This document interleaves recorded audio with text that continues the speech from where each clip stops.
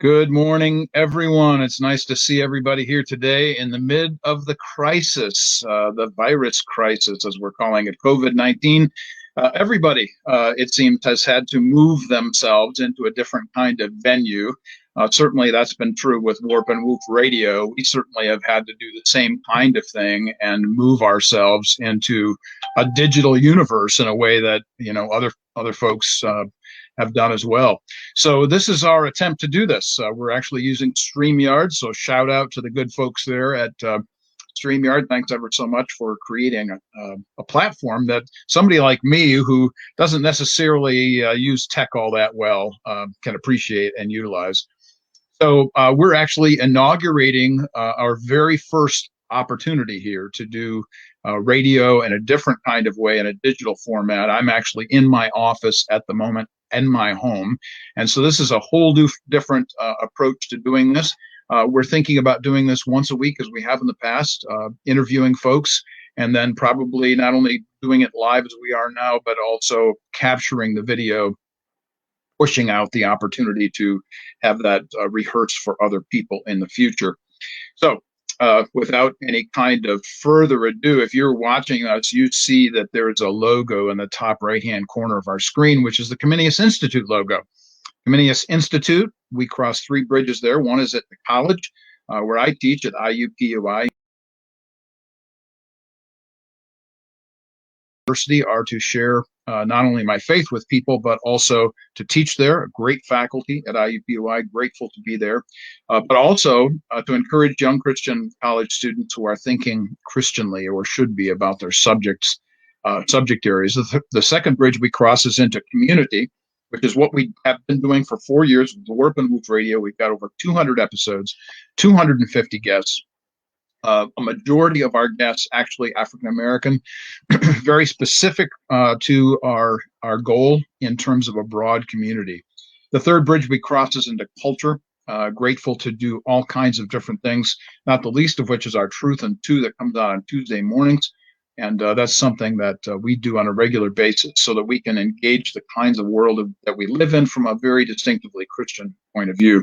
So this particular broadcast is being sponsored by the Comenius Institute, and I am going to be the host of these interviews, Dr. Mark Eckel, the president of Comenius Institute. Grateful to be with you.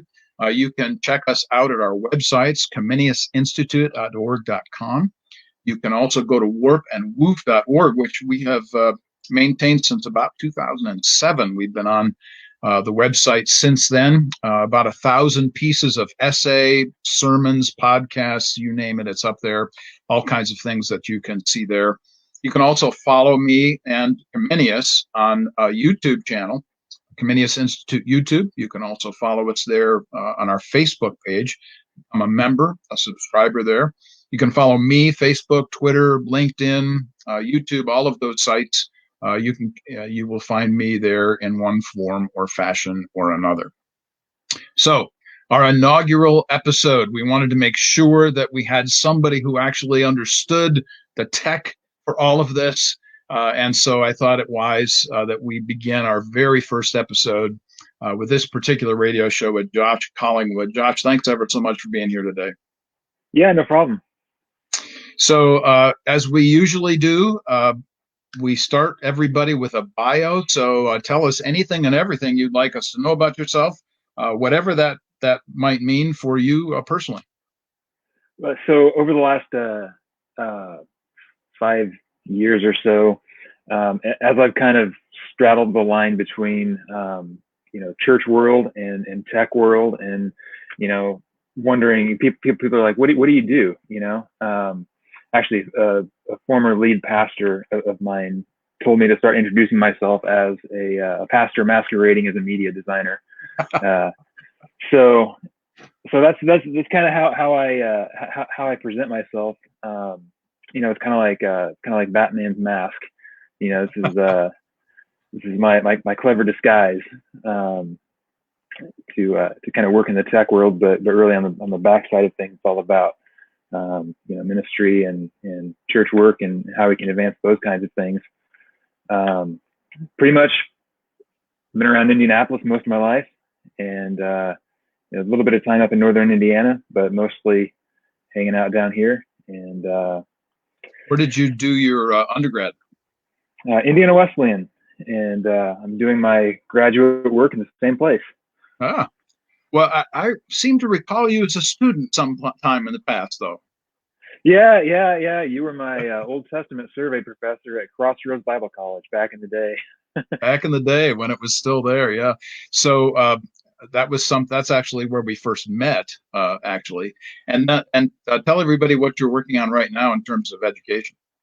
Yeah, I'm in a graduate counseling program. It's a clinical mental health counseling track, and kind of the next phase in ministry for me. Working one-on-one with people, working in groups with people, and working through issues with people who otherwise probably might not want to set foot in a church, Hmm. but might come to see me as a counselor as opposed to as their pastor, and I might still get to make some kind of a difference in their lives in that capacity.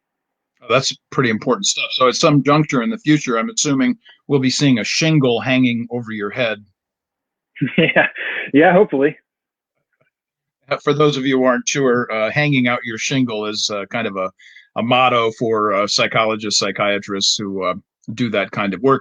And, just as a comment to that, your work is huge. I mean, in our world today, counseling and interaction with folks about issues and concerns and questions is a big deal. So thanks for engaging that kind of work. So let's talk a little bit about some of the aspects of your life. When I asked you to do this, I sent you a questionnaire that basically said, give me 3 or more areas of life that you'd really like to explore here on this particular show. So let's talk, first of all, about the ministry aspect of this. And you had said that your work had been in pastoral work as well as youth and worship, and now in counseling. If you want to take that in one direction or another, or wrap it all together, however you want to do that, tell us about what ministry means to you.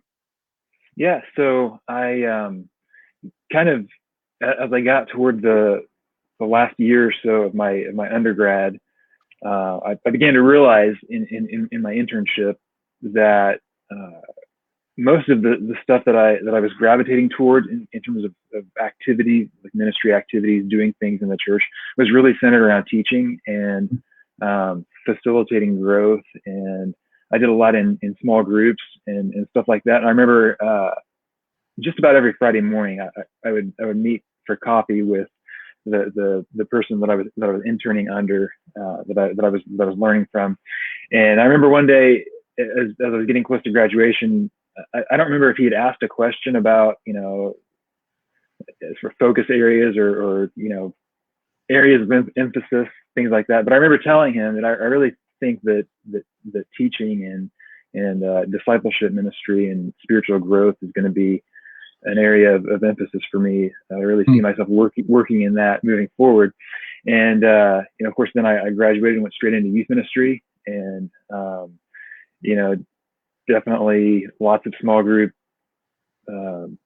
stuff going on there, lots of teaching opportunities and stuff like that. After that, came back to Indianapolis and jumped in with a church plant in Beech Grove, and spent most of my time leading worship, but also got to do some small groups and some teaching and stuff like that. Like I said, counseling is the future. Kind of an opportunity to really go deep on one specific task, one specific issue, and really just walk with somebody through whatever that issue is. So it's interesting to kind of see that like shift and evolve. In the beginning it was mostly small groups and conversational, asking questions and that kind of thing. At some point it became very, very much upfront, lecturing, teaching. I remember a really interesting conversation I had with a friend of mine a couple of years ago as I was making this whole transition back into the academic world and back into counseling, where you really don't do a whole lot of talking. You're really just listening and summarizing and reflecting and asking them questions. And a friend of mine who is a discipleship pastor asked me, he's like, in your personal times of devotion, when God teaches you things, does he give you a 30-minute lecture on it, or is it usually just a word or two? And I was like, oh. And so that's kind of really changed the way I conceptualize discipleship and how that works in people's lives. That's great. That's great. So you had mentioned that you mentioned the word worship a couple times, and by that I'm assuming you mean a large group corporate worship. Is that right? Yeah. So the first church that I was at, I immediately got recruited to help lead worship for the Saturday night service, and did that pretty much the entire time I was there. And then for the church plant, that was they had somebody leave abruptly, and so I was able to step into that and kind of fill that role for a little while. And it tends to be an ongoing theme, especially with church plants. I tend to be drawn to those, and I always tend to be the music guy. Oh. So it's just kind of where I tend to fall into place in those kinds of situations. You had mentioned, not only in our past conversations, but also in preparation for today, you had talked about the issue of music and specifically stringed instruments. And I kind of smiled when I saw that phrase. My immediate response was, oh, we've got David here with us here today, and he's going to be playing stringed instruments for the king. Tell us what kind of instruments you play, and what your favorite kind of worship focus is, and as far as music goes. Yeah, so I've been playing guitar, the whole family of things resembling guitars. So acoustic, electric, bass, mandolin. I haven't done much with the I haven't done much with that. Okay. Like I kind of want one, and the reason why I want one is so that I can play Somewhere Over the Rainbow. And I remember there was this one guy on campus when I was an undergrad, and all he would do, I don't know if he went to class at all, but he would wander the campus with his ukulele playing Somewhere Over the Rainbow, and he would just like you hear him coming, at the other end of the building, you hear him coming, and all of a sudden he just wanders through and he's playing Somewhere Over the Rainbow. Just wanders. And so ever since then, I was like, I need a ukulele for that one song. But oh, that's good. But yeah, mostly guitar. Although I have recently started to branch out into more keyboard related things, and I have this thing. This is called a Seaboard, and it's basically it's kind of like a keyboard, but it's like touch sensitive and has all kinds of other different things you can do with it.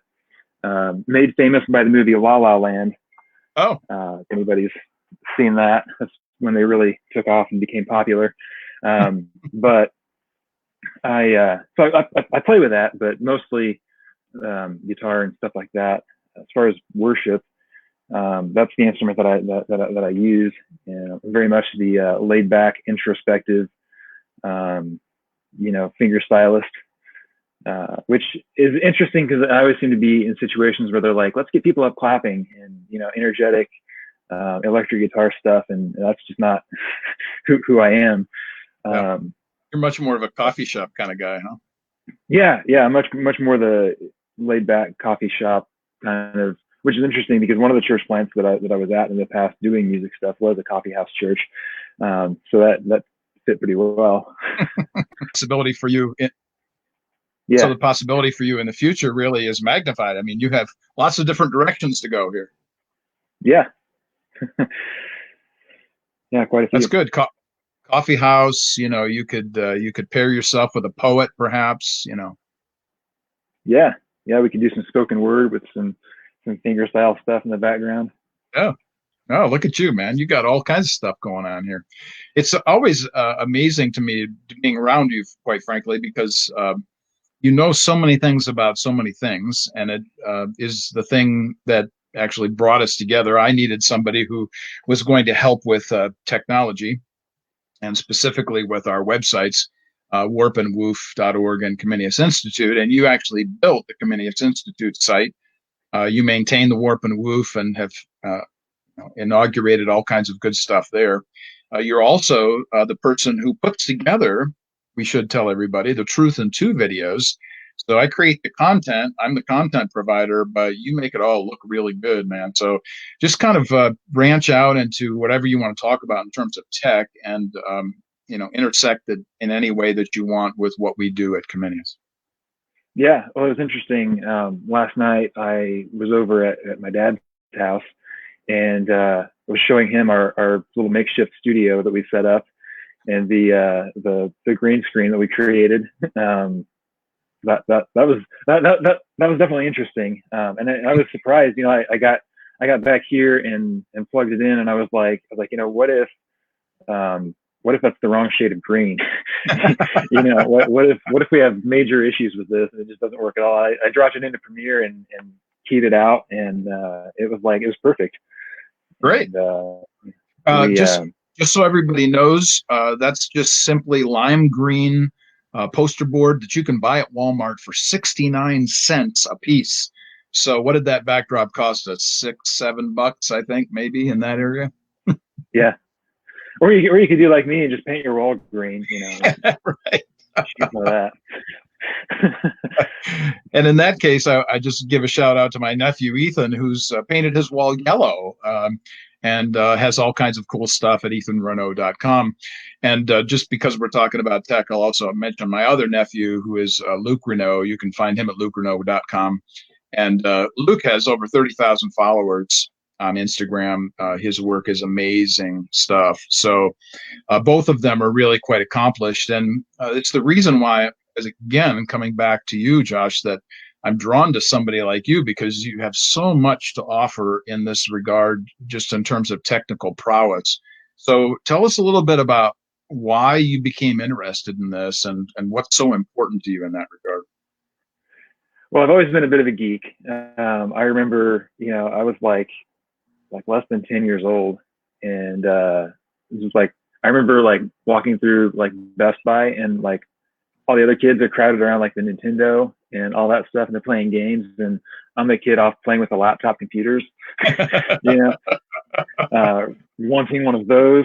And so I've always been like really interested in tech things. And I remember once I got old enough to use one, repeatedly breaking things on our family's desktop. I remember there's one time I found the screen resolution settings, and I was like, ooh, I can make the screen look nicer than it does. And I didn't realize that the computer that I was using wasn't sold alongside the monitor we were using, and there was a certain point where the resolution would break the screen.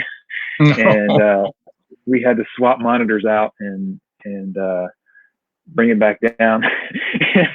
But no, I just remember doing all these experiments and breaking all kinds of things before I learned how to fix those things. And for a while, we kept our local IT guy in business.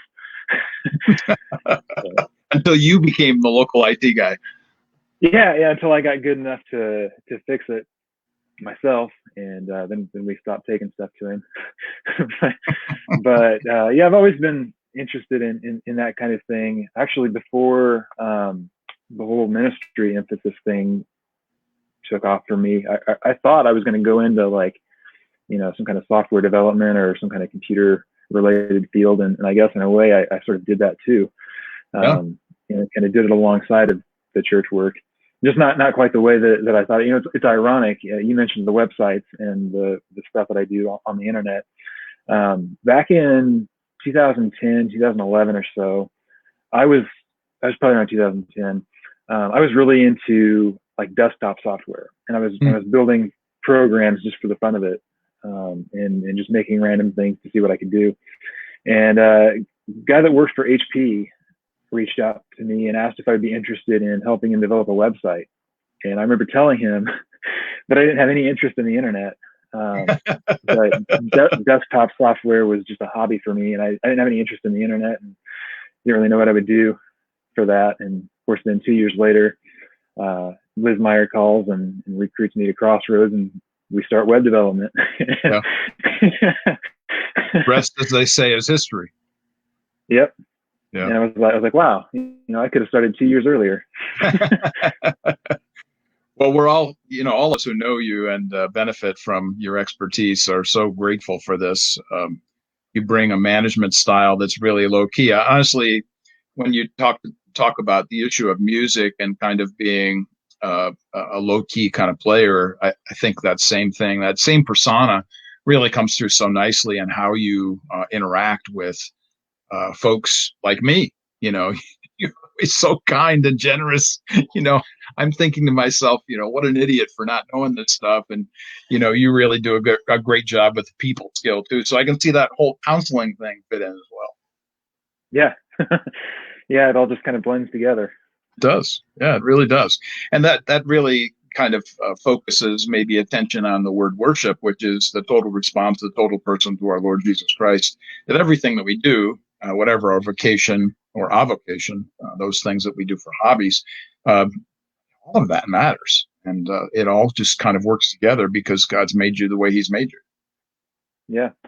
And speaking of that whole, everything blending into everything else, and everything being connected and stuff like that. I just finished a semester course on the integration of Christian faith and psychology, and how that all fits together. And I got to write an integration paper in which I was able to pull some of those concepts in. My main point in the entire paper was that we think of things as separated, but in reality, if everything is created by God, then everything is sacred. There's not a lot left to be secular, and it was interesting to kind of take that position when it seems like most of my other classmates were trying to figure out, how can we pick and choose. And I was like, for me, it's not about, I'm not sitting there questioning whether I'm going to use a sacred intervention or a secular intervention with a client. I'm sitting there wondering what's going to work and what's going to not work, and ultimately, if it works, it's because it was designed to work. Right. Yeah, absolutely.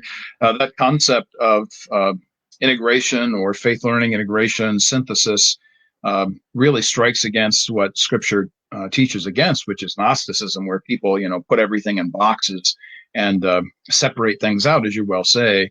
And so you're right. The issue of it being designed is there for a purpose and a reason. Absolutely. Yeah. So I'm glad for your integrationist skills as well. That's important as an understanding theologian / musician / worship leader / technician. You got it all going on there. When I came back from Northern Indiana and kind of officially started the tech business, I had a friend. I think I went to see a movie with a friend, and afterwards we were standing in the parking lot, and I remember he kind of looked at me and he's like, "So you were a pastor, and now you're doing this tech thing, this media thing." He's just like, what are you doing with your life? I just going with the flow. I was mindful of a passage out of Acts chapter 13 earlier today, where I was interacting with somebody else about another question, and the text says that David, when he had served God's purpose of his generation, he died. Now, I don't want to emphasize the death part, but I want to emphasize the fact, that phrase, that when he had served God's purpose for his generation, that's just such a phenomenal concept. So for your time and place is right here. It's exactly as God designed you to be. And, we're just grateful for all the good work that you do. Yeah. So we should also tell everybody here at the end of our broadcast that this is Josh's birthday today. So happy birthday to Josh, 29, right? Yep, 29. Okay, now that's real 29. That's not somebody messing around not wanting to be 30, right? Right, yeah, no, it's definitely, you can ask my mom. Okay. She will. All right. Get the birthday down. Yeah, break out the certificate. We want to know for sure. That's great. Well, happy birthday, and thank you ever so much for inaugurating this broadcast here with us. Thanks for that. And this is Josh Collingwood. For everybody needs to know, Josh does all kinds of great stuff in terms of technological prowess, and you can find him tell us about your website. It's AstuteRabbitMedia.com. is where I do all of the web design stuff. There's other websites. You go to music.joshcollingwood.com. You can see some music stuff. That's kind of the main other one. Okay. So yeah, there's two. Great. Well, hey, if Geico can have a gecko, you can have an astute rabbit. There we go. Yeah, it's interesting, because when we were coming up with that name, of course we were throwing around all kinds of different tech sounding things, and we settled on that one. And people are like, "What does a rabbit have to do with anything tech related?" And I looked at the first person that asked me that. I looked at them and I said, "What does Apple have to do with your phone?" There you go. That's great. Yeah. Oh, it's been great to chat with you here today. Thanks ever so much for being the first one in the booth. We're grateful. Yeah, thanks for having me. Yeah. So everybody, remember to follow us at our YouTube channel, Comenius Institute YouTube channel, as well as our Facebook group, which is where some of you are watching us right now. You can also follow me at Facebook, Twitter, LinkedIn, and also on YouTube. Next week, we're going to have another episode. These will be archived, so you can catch up if you've missed something, and listen, of course, to Josh and his wonderful words about counseling and the opportunity that we all will have at some point to sit under his shingle. Thanks ever so much for joining us today here at Warp and Woof Radio through the Comenius Institute Radio. We are here, thankful for the opportunity. We'll see you next time.